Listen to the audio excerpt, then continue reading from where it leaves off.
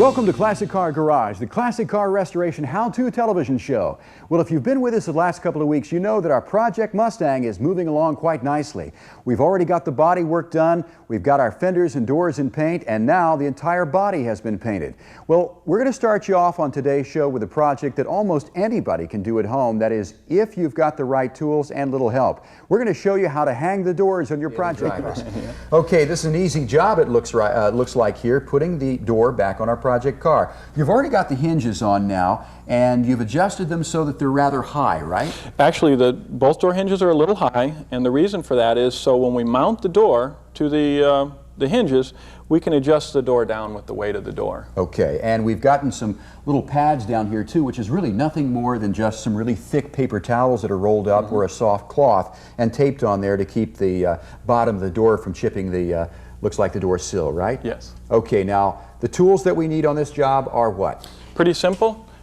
A ratchet, extension, and a 1/2-inch socket. And that's all you need. A little bit of tape to tape these on with too, and as you said, a helper. Yeah. So let me give you a hand with the job. All right, what's the next thing we want to do? What we're going to do now is we're going to place the door in the jamb section, and we're going to place the hinges on the door. Okay. And then we'll go on to adjusting and squaring the door to the quarter and rocker area. And that's the order you want to do it too. You want to put the hinges on the car, then attach them to the door, because after all, this thing's rather heavy, right? Oh, yes. Okay, let's see how heavy it is. All righty. Give you a hand with this thing.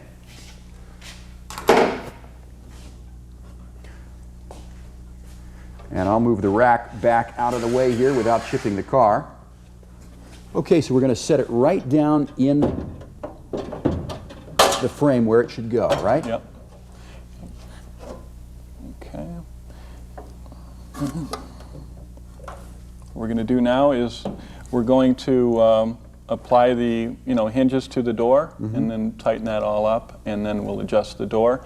And when we go to adjust the door to the quarter panel, we're going to set a tiny bit, about a 1/16 of an inch of preload to the door. And the reason for that is once you mount the window and all the hardware inside the door will level out. Right, perfectly. it's going to be heavy, so a little 1/16 of an inch higher than it really should be. And we do that on all the cars. Okay. If they happen to not weigh, if we preload the door a little more than what we need, then it's always easy to adjust the door down rather than to bring the door up because of the heaviness of the door. Okay, time to attach the door to the hinges.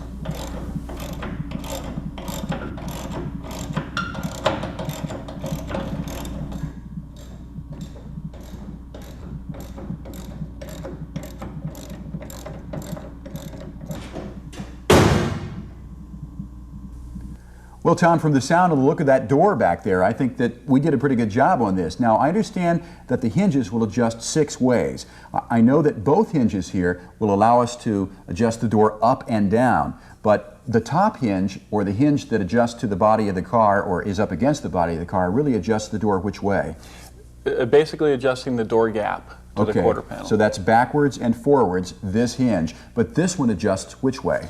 In and out, which adjusts the surface of the door to the surface of the quarter panel. Okay, and by the looks of that, once again, we did a pretty good job here, but it wasn't terribly fast. It takes a lot of trial and error, and of course it takes you a friend to tell you whether you're right on or not. Yes. Now, one of the other ways that's a good way to check that is with a little stick like this, just simply a paint stick, and what we do is we put it right against the body, and you can see right there that the top panel and bottom panel line up perfectly, and just go down the body of the car like this, and we'll check all the seams here and use the other end for up in this area. And as you can see, our door and panel line up absolutely perfectly. Well, that's all there is to hanging a door. Now, when we come back here on Classic Car Garage, we're going to give you a little lesson in gas tank restoration. Stay tuned.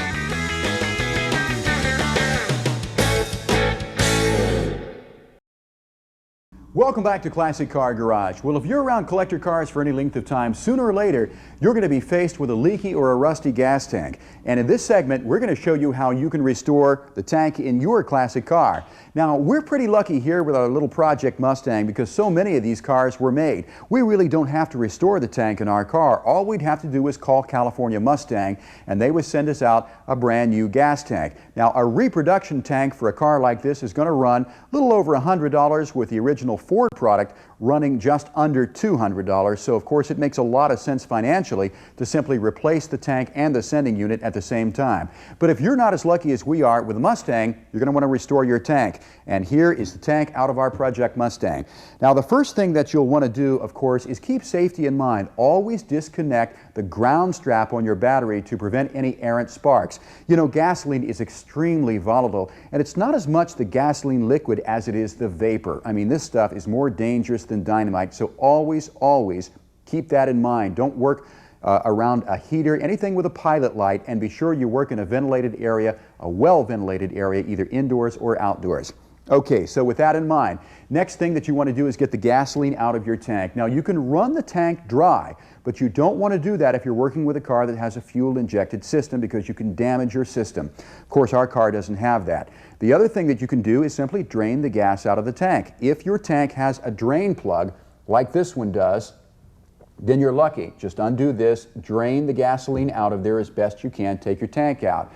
If it doesn't have that, well, you have to siphon it out. And be sure you use a regular gasoline siphon from an auto parts store. Don't suck it through a garden hose, because this stuff is not only volatile, but it's toxic, and it doesn't taste that good either. If you've ever had a mouth of gasoline like I have, believe you me, you don't want to do something like that twice. Okay, so the gasoline's out of your tank. Next thing you want to do is get it out of the car. Again, with a Mustang, we're real lucky, because you see, the top of the tank is actually the bottom of the trunk floor, and it simply comes out with screws there, and it lifts right out. Couldn't be easier than that. With other ones, you're going to have to wrestle it out, take those gas tank straps off or cut them off. So now you've got your tank out. It's relatively dry. It's up here in the table. Next thing is to check it for leaks. You might want to put water in here, slosh it around, check for leaks. If you do have leaks, mark them with a grease pencil, take your tank out to a radiator shop and have it hot tanked, and let them solder it. Again, gasoline vapors are very volatile, and they know what they're doing. Okay, now things you'll need. You will need a multimeter here in order to check your sending unit. You'll also need, of course, a new sending unit. You'll need simply a ratchet socket like this for taking the tank out, putting it back in. And what we're using here is a gas tank restoration system from the Eastwood company, Eastwood Products. And the one that we have consists of rust remover, gas tank etch, gas tank sealer, and then we top it off with the Eastwood tank tone, which gives your tank an OEM finish and also prevents rust corrosion. Now check your Eastwood catalog for their latest Eastwood system for restoring your gas tank, because they've got some great ones. Okay, now that you've got your tank out like that, next thing you want to do is take the sending unit out. It's pretty simple, really. You've got this little retaining ring here. You might have to use a hammer and a screwdriver, but it simply twists like so. Take that off, the sending unit will come right out. Here's the old sending unit out of our Mustang, and as you can see, that filter there is in pretty bad shape, so obviously we're going to want to replace this, and that's why we have the new sending unit here from California Mustang. This is where the fuel line goes. Here's where the lead for the sending unit goes to your fuel gauge, and of course this is the float here that's going to tell you how full or empty your gas tank is. This one doesn't look in too good a shape. If we were to shake it as such and listen for gasoline, if we heard anything in there, we'd know for sure that this wasn't good. But we're going to check to see whether or not the sending unit is sending the proper information to our gas gauge so we don't run out of gas. All we've got to do here is take our multimeter, turn it to 200 ohms, that is, and take the black lead, which is the ground here. We're going to ground it off to the unit here on the side. And we're going to want to take the red, connect it to the actual, well, this is where we need two hands, to the actual lead. And as you can see there, we're really not getting much of anything. That would indicate to us that our sending unit is in pretty sore shape. As you can see, that's just not working. So we know that our sending unit is bad. Let's check our brand new sending unit now and see what we get here. Now, as you can see there, we've got the leads on our new sending unit, and as I go through the full range of motion with the float, you can see that those numbers will go up smoothly like that. And then as I let the float back down or move it through its full range of motion, you can see that the numbers will move back down. And that's the indication that your sending unit is working perfectly. So we've got a great sending unit here, obviously, because it's brand new. And the sending unit comes with a new gasket and obviously a new fuel line. Now quickly about your Eastwood system here. The rust remover, this removes the rust in there. Pour some old nuts and bolts in there with it. Slosh it around really good because that will knock the rust loose better. Your gas tank etch here, pour that in. Follow the directions. This will etch the metal and prepare it for the gas tank sealer. Now obviously if you don't have any major leaks in your tank, you can use this. This will help to seal up any little tiny pinholes, and it'll also help to seal up this area, which is roller welded right there. And remember, gas tanks leak from the inside out because as they draw fuel in, they draw moisture in, and many times tanks will develop leaks or rust even in the upper part as well as the sides. And then finally, in order to give your tank that OEM finish, looking great for the shows, right here it is. The Eastwood Tank Tone is a great way to top off your gas tank's restoration because, of course, it gives you an OEM look, but also protects against rust and corrosion. So there you have it. Restoring the tank on your Classic is really pretty easy. That is, if you keep safety in mind and you follow the directions. Now, when we come back here on Classic Car Garage, we're going to tackle another project on our Mustang. We're going to take a look at the brakes. Stay tuned. There's more show coming your way next.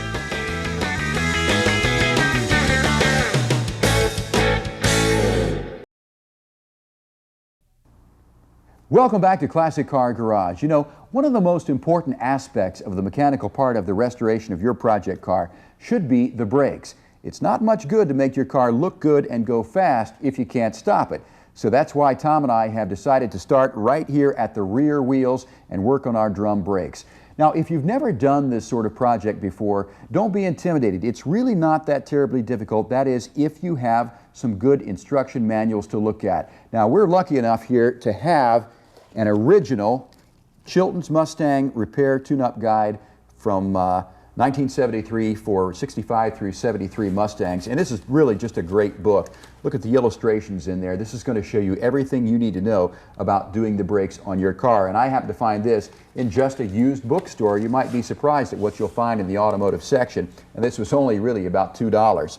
Now, beyond that, you always want to replace the master cylinder. Here's the one that we got out of our car, and as you can see, this one's been leaking. It's not in great shape, and better be safe than sorry and replace this master cylinder. Tom, I think you've got our brand new one right there. This is really the only way to go. It'll be the best money that you've ever spent, and Bendix makes these, and they're readily available for Mustangs of all years. Beyond that, any hydraulic parts you do want to replace, wheel cylinders included. This is very, very important. Don't skimp here either. Now, Tom, we've had a chance to look at the underside of this car and the brake lines. What do you think about what you've seen here so far? Well, I think we've decided that we're going to replace all the rubber brake lines that are in front and in back. Right. The steel brake lines still look like they're in pretty good shape, right? Yes. Okay, so brake lines, the soft brake lines are important to replace, and insofar as the other parts that you'll need, companies such as Wagner make complete kits here. This is an auto-adjusting kit. You can see all the parts here for it. And we also have a complete combo kit right here, which includes all the springs and all the small parts that you'll need to do a brake job. So, Tom, the first thing, I guess, is to pull the drum off here and see what we've got inside. Now, normally it doesn't come off that easy. We have pre-loosened this because I don't think you'd want to watch us wrestle one of these things off. And as you can see right there, Tom, that doesn't look too terribly bad, does it? No, it's not bad at all. There's not a ridge there. It's in pretty good shape. Pretty good shape. We do see some markings here, so I think, again, rather than to be sorry, we'll be safe and have this thing turned or resurfaced anyway. We've got quite a bit of drum left there, and of course this has to be to a certain specification, a certain thickness, or we want to toss this out and get a new one. It's a little bit rusty, but we can clean this up, make it look good as new, right? Yep. Okay, so now that you've got your drum off here, the next thing is to take a look at your brake parts, and really, Tom, all you need to do a job like this is some simple hand tools, right? Yes. These springs and so forth, anything special to taking those off? There are spring removal tools, but you can do that with you know, vice grips. If you just have a screwdriver or something like that. Obviously, our brake pads here, they look to be about 50%. Again, we've gone to this much trouble on the body. Better replace those completely. We've got our new shoes right here.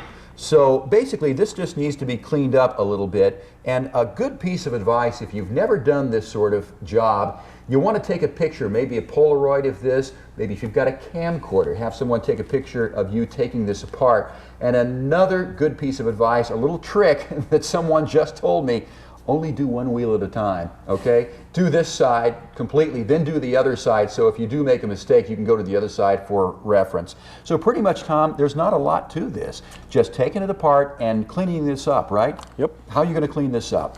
Well, we're going to take it all apart, and then we'll take some brake clean inside of here, which is a solvent, and clean all of the grease and dust that's been built up in here for, looks like, since this car was About made. 30 years, right. Okay, and Eastwood Products has a brake bleeding kit, which is a pretty foolproof thing. It only takes one person to use it, and again, just refer to your manual, and you should be in pretty good shape, so there's really not much to this. Once again, if you have any questions, refer to your manual or ask someone who has done this before. And Tom, we'll tackle this job, and we'll have this car on the road stopping just as good as new again. Great. So we'll be right back on Classic Car Garage with more of our show. Stay with us.